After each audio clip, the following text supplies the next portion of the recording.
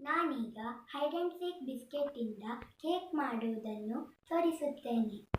ಮೊದಲಿಗೆ ಬಿಸ್ಕೆಟ್ಗಳನ್ನು ಜಾರಿಗೆ ಹಾಕಿಕೊಳ್ಳಬೇಕು ಹಾಗೂ 3 ಚಮಚ ಸಕ್ಕರೆಯನ್ನು ಹಾಕಬೇಕು.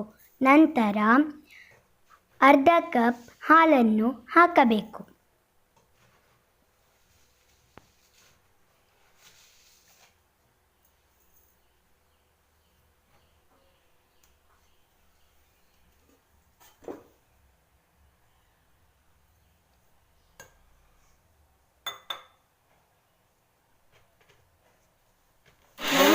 ಮಿಕ್ಸಿಯಲ್ಲಿ ಗ್ರೈಂಡ್ ಮಾಡಿಕೊಳ್ಳಬೇಕು. ಪ್ಲೇನ್ ಈನೋ ಪ್ಯಾಕೆಟನ್ನು ಜಾರಿಗೆ ಹಾಕಿ ಮತ್ತೆ ಚೆನ್ನಾಗಿ ಗ್ರೈಂಡ್ ಮಾಡಿಕೊಳ್ಳಬೇಕು.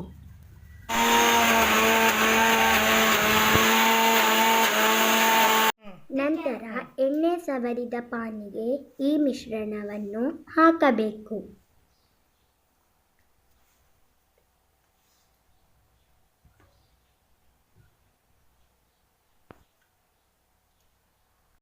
ಡ್ರೈ ಫ್ರೂಟ್ಸ್ ಅನ್ನು ಅದರ ಮೇಲೆ ಉದುರಿಸಬೇಕು.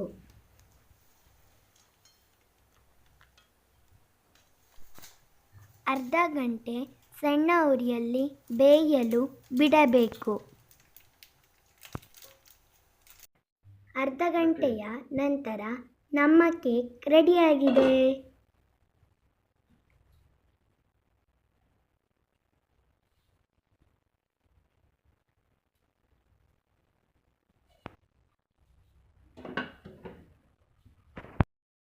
ನಂತರ ಪ್ಲೇಟನ್ನು ಹೀಗೆ ಇಟ್ಟು ಉಲ್ಟಾ ಮಾಡಬೇಕು.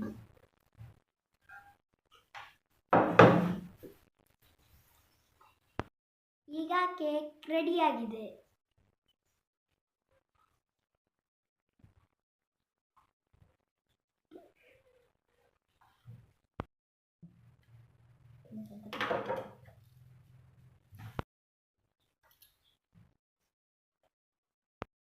ಬಹಳ ರುಚಿಕರವಾಗಿದೆ.